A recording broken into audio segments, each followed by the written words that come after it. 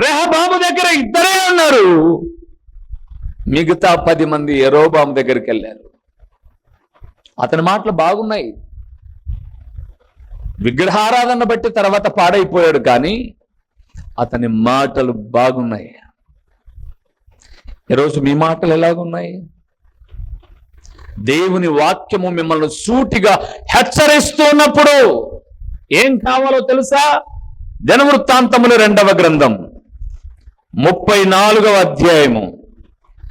దినవృత్తాంతములు 2వ గ్రంథం 34వ అధ్యాయము 27, 28 వచనాలను చదువుదాం ప్రియులారా. పేజీ నెంబర్ 388వ పేజీలో దినవృత్తాంతముల 2వ గ్రంథం 34వ అధ్యాయము 27, 28 వచనాలు చదువుదాం.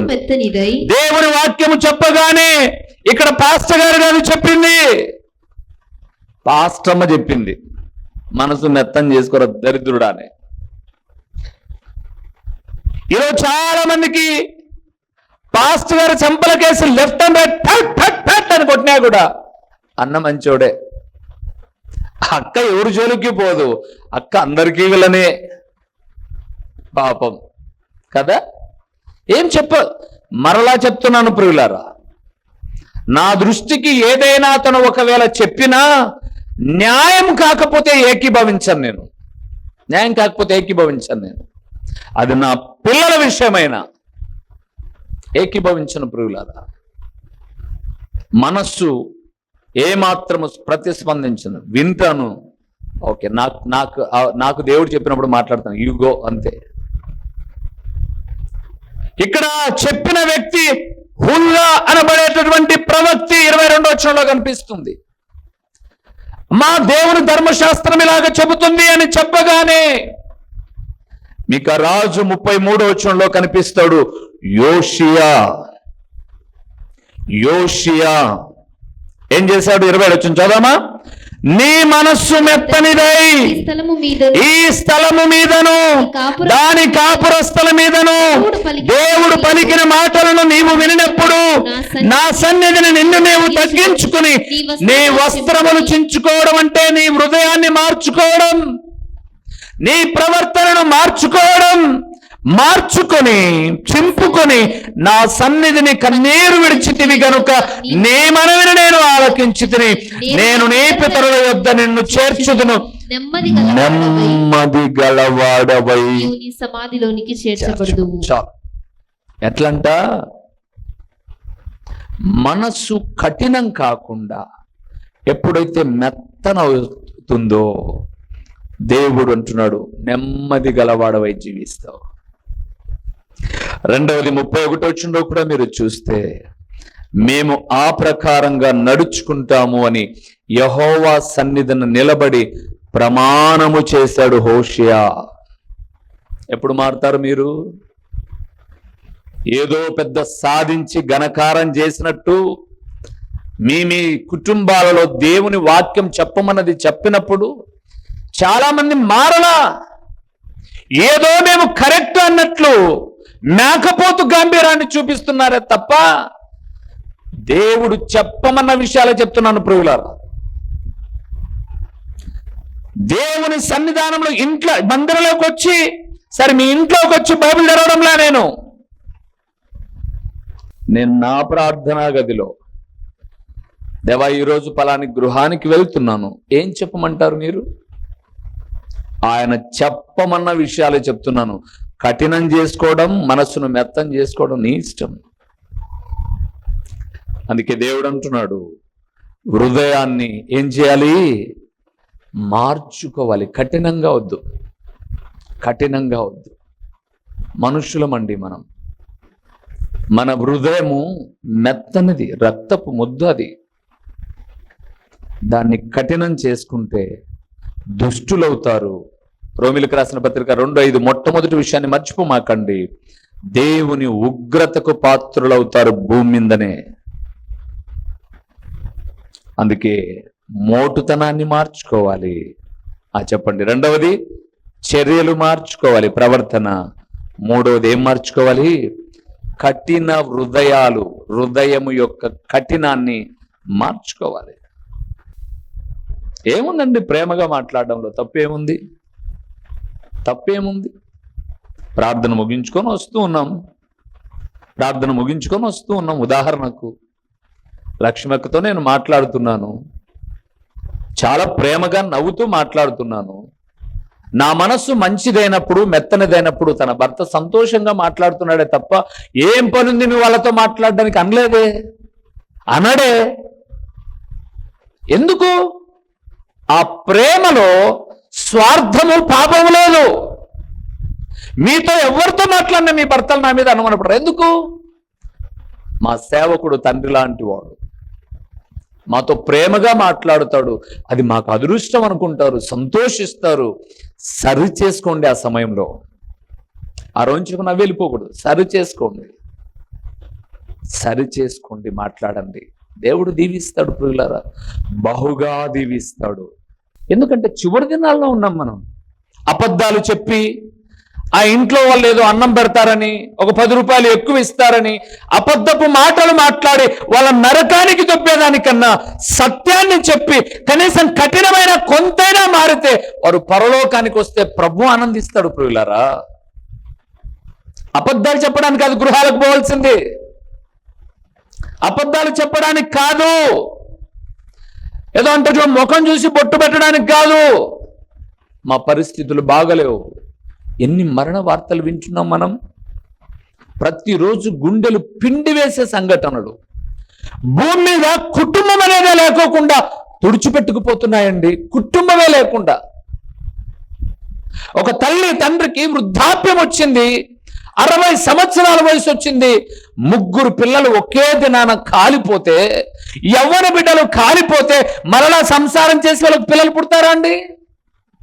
కుటుంబమే లేకుండా, ఆ తల్లి తండ్రి చనిపోయిన తర్వాత కుటుంబమే లేకుండా కుటుంబాలు వెళ్ళిపోతుంటే ఇప్పుడైనా మనం చూసినప్పుడు ప్రవర్తన మార్చుకోవాలి. సామెతల గ్రంథం 15 మొదటి వచనంలో రాయబడి ఉంది, మృదువైన మాట కోపమును చల్లార్చును, నొప్పించు మాట కోపాన్ని రేపుతుంది. తమ్ముడు, వాక్యం చెప్తున్నావా? ఎదురుగా నీ భార్య ఉండు, ఎంతటోళ్ళన్నా ఉండు, నిన్ను నిలవబెట్టింది పరిశుద్ధాత్మ దేవుడైతే కోస వచ్చి కూర్చో అంతే. మళ్ళా కావాలంటే సేవకుడు వచ్చి కుట్లేస్తాడు. భయపడకాకు. దేవుడు వాక్యం చెప్తున్నావా? అంధగర్వమా లేకపోతే ఏ గర్వం చూసుకొని చెప్పు. దేవుడు మాట్లాడేటప్పుడు దేవుడు మాట్లాడుతున్నాడు అంతే. ఇంకా లెక్క చేయగాక ఎవరిని నన్ను మెడలు పెట్టుకొని దొబ్బుతారా? నిలేసి కట్టేసి కొడతారా? ప్రాణం ఉన్నంత వరకు సేవకుడు ఉంటాడు మీ వెంట. వాక్య విషయంలో అయినా సరే, ఆత్మీయ విషయంలోనైనా సరే. భయపడమాకు. భయపడ్డావంటే అపవాది ఇంకా విర్రవీగుతాడు. నేను భయపడిన ప్రియులారా, ఎంత తోడన్నా ఉండనివ్వండి. దేవుని వాక్యం ఇట్లా చెప్పాను, దట్స్ ఆల్. వింటే విను, బాగుపడితే బాగుపడు, లేకపోతే పో నాశనం అయిపోయి, దేవుని ఉగ్రతకు పో పాడైపోయి. హృదయ కఠినాన్ని ఏం చేయాలి? మార్చుకోవాలి. తర్వాత ఏం చేయాలో చూద్దామా? 4వ విషయానికి వద్దాం. కొరింథీయులకు రాసిన 2వ పత్రిక 3వ అధ్యాయము. కొరింథీయులకు రాసిన 2వ పత్రిక 3వ అధ్యాయము 18వ వచనము. 2వ కొరింథీ, మనమందరమును ముసుగులేని ముఖముతో ప్రభు యొక్క మహిమను అద్దము వలె ప్రతిఫలింపచేయుచు మహిమ నుండి అధిక మహిమను పొందుచు ప్రభువు ఆత్మ చేత పోలికగానే మార్చబడుచు. మీకు ఇంకా అర్థం కావడానికి ఇంకొక వాక్యం చదివిస్తానే, ఇక్కడే ఉందాం. మళ్ళీ ఒకసారి వద్దాం. ఫిలిప్పీయులకు రాసిన పత్రిక 3వ అధ్యాయము 21వ వచనం. బాగా అర్థం కావడానికి అక్కడ మార్చబడేది ఒక అర్థము చెప్పాడు, అది ఇంకా మీకు కొంచెం వివరణ. 3వ అధ్యాయం 21వ వచనం. సమస్తమును తనకు లోబర్చుకొన జాలని శక్తిని బట్టి ఆయన మన దీన శరీరమును తన మహిమగల శరీరమునకు సమరూపము గల దానిగా మార్చును. చాలు ప్రియులారా. 4వది, మన దీన శరీరాలు క్రీస్తు శరీరము వలె మార్చబడాలి. ఎవరి శరీరము? మహిమగల క్రీస్తు శరీరము వలె అన్నాడు అక్కడ కొరంథీ రాసిన పత్రిక 3వ అధ్యాయం 18వ వచనములో. ఇక్కడ కూడా అదే అంటున్నాడు. రెండిటి అర్థాలు ఏంటనగా, మన దీన శరీరాలు మహిమగల క్రీస్తు శరీరాలుగా ఏమవ్వాలి? మార్చుకోవాలి. మిమ్మల్ని ఒక ప్రశ్న అడిగి నేను ముందుకు వెళ్తా. బాయ్స్ ఆర్ గర్ల్స్, సరే పురుషులు స్త్రీలు ఎవరైనా మాట్లాడచ్చు, పర్లేదు. బట్టలు ఎందుకు వేసుకుంటాం? ఏందన్న ఇట్లా ప్రశ్న వేసినారు? తప్పు చెప్పాను కదండి, తప్పుడు మాటలు మాట్లాడను, అందుకే ధైర్యం. తప్పిదాలను సరిచేయడానికి మాట్లాడుతాను, తప్పుడు మాటలు మాట్లాడను. చెప్పండి, బట్టలు ఎందుకు వేసుకుంటాం?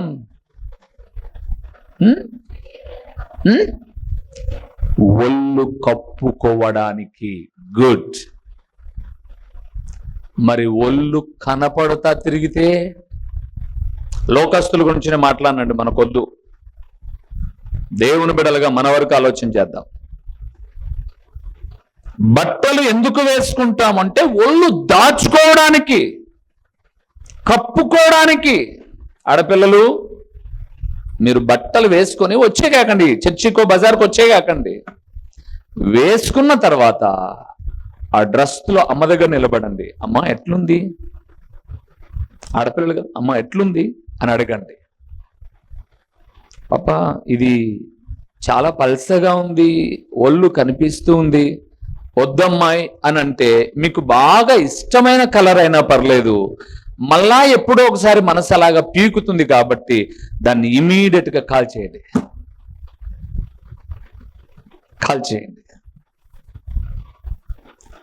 బట్టలు వేసుకుంటున్నది మనము ఒళ్ళు కప్పుకోవడానికి, ఒళ్ళు విప్పుకొని చూపించడానికి. మనం సినిమా హీరోయిన్లం కాదు, హీరోలం కాదు. మన శరీరము, చెప్పండి, క్రీస్తు శరీరముగా మార్చబడాలి.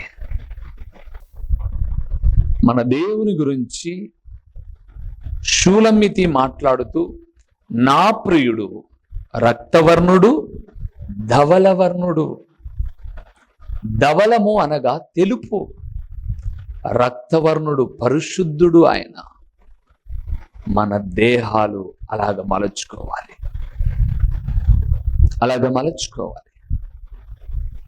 కొంతమంది ద్వంద్వార్థాలతో మాతో మాట్లాడిన సందర్భాలు ఉన్నాయి. బాగా వినండి పురుష స్త్రీలారా. వారితో చెప్పిన మాట ఏంటో తెలుసా? నా భార్య స్థానాన్ని, ఎంత ప్రేమగా అయినా మాట్లాడండి, క్లోజ్గా అయినా మాట్లాడండి, ఏమైనా మాట్లాడండి, మీ హృదయ అంతరంగాలేదో గ్రహించగలిగిన సామర్థ్యము దేవుని సేవకుడిగా మాకు ఇచ్చాడు. వారితో పాపపు ఆలోచన లేకోకుండా దాన్ని కట్ చేయడానికి చెప్పిన మాట ఏంటంటే, నా భార్య స్థానాన్ని నేను ఎవరికి ఇవ్వనమ్మా. నా ప్రియ సహోదరి సహోదరులారా, నీ భార్య స్థానం ఎవరికి ఇవ్వకూడదు నువ్వు, నీ భర్త స్థానము కూడా ఎవరికి ఇవ్వకూడదు నువ్వు. అలాగే ఇస్తే అది జారత్వం, వ్యభిచారం అన్నాడు. నీకు ఇంకా వయసుందా? వివాహము ఒకవేళ నువ్వు వయస్సులోనే భర్తనేమైనా కోల్పోయి పెళ్లి చేసుకో. బైబిల్ గ్రంథం సెలవిస్తుంది, వివాహం చేసుకో, రాయల్గా కాపురం చేయి. కానీ ఆ స్థానాన్ని, ఇప్పుడు మీకు అర్థమైంది, భార్య స్థానం ఎవరికి ఇవ్వకూడదు, భర్త స్థానం ఎవరికి ఇవ్వకూడదు అని. ఎందుకు ఇవ్వకూడదు అంటే, ఈ శరీరము కలంకం అవుతుంది కాబట్టి. అలాంటప్పుడు ఈ శరీరాన్ని వెలపెట్టి ఆత్మను కొన్నవాడు దేవుడు కాబట్టి ఆయన మాత్రమే శరీరం మీద, ప్రాణాత్మ దేహముల మీద హక్కు ఉండాలి తప్ప లోకపు స్టైల్ని కనపడేటి రీతిగా కప్పుకోవాల్సిన నువ్వు ఇప్పుకొని తిరగకూడదు. అర్థమైందా? ఇప్పుకొని తిరగకూడదు స్టైల్ అని. దేహం కప్పుకోకుండా విప్పుకొని తిరగడం కూడా ట్రెండా? అది ఎవరిని చూసి నేర్చుకుంటున్నాను? చాలా దౌర్భాగ్యం. అందుకే స్త్రీలారా జ్ఞాపకం చేశాను. నేను చెప్తే మీకు చాలా కోపాలు వస్తాయి, కానీ చాలా కోపాలు వస్తాయి, కానీ నా మాటలో చాలా దేవుని ఆత్మ నడిపింపు తప్ప ఇంకోటి ఉండదు. మీరు కావాలంటే చూడండి, చక్కగా మీరు చీర కట్టుకొని చక్కగా మీరు బజార్లోనైనా అంగడికైనా వెళ్తున్నప్పుడు ఎంత చూడ్డానికి ఒక స్త్రీగా ఎంత మాధుర్యత కలుగుతుంది. మన దీన శరీరాలు మహిమగల శరీరాలుగా మార్చబడాలి అంటే శరీరము కూడా పవిత్రంగా ఉండాలి, ఆత్మతో పాటు శరీరం కూడా. చివరి మాట యాకోబు రాసిన పత్రిక 4వ అధ్యాయము 9వ వచనం. 4వ అధ్యాయం 9వ వచనం. వ్యాకులపడుడి, వ్యాకులపడుడి, దుఃఖపడుడి, ఏడువుడి. మీ నవ్వు దుఃఖమునకును మీ ఆనందము చింతకును మార్చుకొనుడి. చాలు ప్రియులారా. 5వ విషయం లేదా ఈ సందేశంలో 3వ విషయం, ఆనందము దైవిక చింతగా మార్చుకోవాలి. దైవిక చింతగా మార్చుకోవాలి అంటే ఇంకా మీకు అర్థం కావడానికి దీనికి కూడా అనుసంధానమైన మాట. కొరింథీయులకు రాసిన 2వ పత్రిక. అనుసంధానం అంటే దానికి దీనికి అనుసంధానం అంబిక భక్తి అనేరు, అగరత్తులు కాదు ఇది. కొరింథీయులకు రాసిన 2వ పత్రిక 11వ అధ్యాయము 28వ వచనం చూద్దామా. 11:28. ఇదియును గాక సంఘములన్నిటిని గూర్చిన చింతయు కలదు. చాలు. అక్కడ యాకోబు రాసిన పత్రిక 4:9 చెప్పిన మాట ఆనందమును దైవిక చింతకు మార్చుకోవాలి అన్నాడు. ఇదిగో అర్థం కావడానికి చెప్తున్నాడు. సంఘమును గూర్చిన సేవకులను గూర్చిన చింత ఉండాలి, చింత ఉండాలి. నా సంఘం నన్ను వాక్యములో పోషిస్తుంది, అర్థంగా నా ముందు నిలబడి నా లోపాలను సరిచేస్తుంది, నా సంఘ క్షేమము కొరకు నేను పాటుపడాలి అని. అది ఏందబ్బా అన్న మేమేం వేసుకుంటే ఆయనకేమి, ఏం వేసుకుంటే ఆయనకనేది లోకస్తుల గురించి అయితే నేను చెప్పను. నా చెల్లెళ్ళు, నా అక్కలు, నా బిడ్డలు అన్నప్పుడు నా తండ్రి అయిన దేవుడు చెప్పే వాక్యం ఇదే అని మీకు చెప్తాను. ఒకవేళ మీరు ఇంకో మాట కూడా అడగచ్చు, అన్నా ఇన్ని చెప్తున్నావు, వస్త్రాల గురించి బైబిల్లో ఉందా అన్నా, ఇలాగేసుకోకూడదు అలాగేసుకోకూడదు అని ఉందా అన్నా అని కూడా మీరు అడగాలి నన్ను. ఎందుకంటే నేను చెప్తాను కదా, తీయండి ఒక మాట చూపిస్తా, చెప్పి వాక్యాన్ని ముగిస్తా. అన్యుల వలె వస్త్రాలు వేసుకోకూడదు అని వేద గ్రంథమైనటువంటి బైబిలు గ్రంథము ఎక్కడ చెప్పిందో జెఫన్యా గ్రంథం 1వ అధ్యాయము 8వ వచనం, పేజీ నెంబర్ 773వ పేజీ. యెహోవా ఏర్పరచు 773వ పేజీ జెఫన్యా గ్రంథం 1వ అధ్యాయము 8వ వచనాన్ని వేసి చదువుతున్నాం. యెహోవా ఏర్పరిచిన బలిదినమందు, బలిదినము పరలోక రాజ్యమును గురించిన సంగతి, అధిపతులు మాలాంటి వాళ్ళు, రాజకుమారులు, దేవుని నమ్ముకున్న బిడ్డలైనటువంటి మీరందరూ అన్య దేశస్థుల వలె వస్త్రములు వేసుకొని వారిని అందరినీ నేను శిక్షింతును. నేను నెత్తన పెట్టుకుంటానడా? చెప్పండి మా, చెప్పండి. అన్య దేశస్థుల వలె. ఎవరిది ఆచారం? ఒకవేళ అన్య దేశస్థులు కాలేదులేండి, దేశస్థులు తీసేయండి, అన్యుల వలె వస్త్రములు వేసుకుని వారిని అందరినీ నేనేం చేస్తా? దేవుడి దగ్గర ఉంది శిక్ష. ఎందుకో తెలుసా? ఈ శరీరాన్ని, ఇందులో ఉన్న ఈ ఆత్మను వెలపెట్టుకున్నాడు ఆయన. ఈ శరీరం ఇంత ఆరోగ్యంగా ఉండడానికి ఆయన గాయపడ్డాడు. ఆయన గాయములలో మనకేముంది? స్వస్థత ఉంది. ఈడ దాకా వేసుకొని సిగ్గనిపిది నీకు? నువ్వు పెద్ద అందగత్తె అనుకుంటున్నావా? నువ్వు ఎంత పెద్ద అందగత్తెవో, నువ్వు ఇంతలా అందం ఉంది నీ అందం. ఎందుకు అవసరం? నీకు అందమే ఉంటే నీ ముగ్గురికి చూపి చాలు. ఇంకా లోకస్తులు అందరికి అవసరంలా. సంఘానికి అవసరమలా, సమాజానికి అవసరమలా, క్యారెక్టర్లెస్ అంటారు. అవును, మీరు చూడండి, ఇప్పుకొని దొరుకుతుందిరా అమ్మాయి అంటారు. ఎందుకు అనిపించుకోవాలి మనం? ఎందుకు అనిపించుకోవాలండి మనం? అంటే నీ ఎదురుగా వచ్చి అనాలనా? నీ ఎదురుగా వచ్చి అంటే నీది ఇంత నోరు కాబట్టి కొట్టుకుంటారు. వాళ్ళు అనుకుంటారు నటనలే వాళ్ళదంతా. ఆయన ఊరికి గుండెలు పగలేటట్టుగా అరచాల్సిందే, ఇల్లే మారుతారా ఏమన్నా. ఒక అర్ధగంట తర్వాత చూడిపోయి ఎట్టుంటారు అంటారు. మైకులో వింటారులే వాళ్ళు.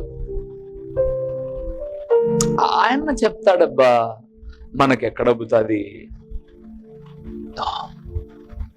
ఏమమ్మా, ఎప్పుడన్నా మీరు మా ఇంటికి వచ్చినప్పుడు అట్లీస్ట్ బనియంతోనన్నా నేను హాల్లోకి వస్తానా? చిన్న పిల్లలు చాక్లెట్స్ ఇవ్వడానికి వచ్చినా కూడా షర్ట్ వేసుకొని వచ్చి ప్రేర్ చేస్తా. ఎందుకో తెలుసా? మనల్ని చూసి మన బిడ్డలు నేర్చుకోవాలి. దేవుని ప్రియబిడ్డలారా, గేటు లోపల నువ్వు ఎలాగున్నావో అది వేరే విషయం. గేటు దాటిన తర్వాత సమాజంలో సాతానుడు సంచరిస్తూ ఉన్నాడు, కలయి తిరుగుతూ ఉన్నాడు, ఎవరిని మింగుదునా అని. అందుకే దేవుని బిడ్డలుగా మనం నేర్చుకుందాం. నేర్చుకున్న విషయాలను బట్టి మార్చుకుందాం.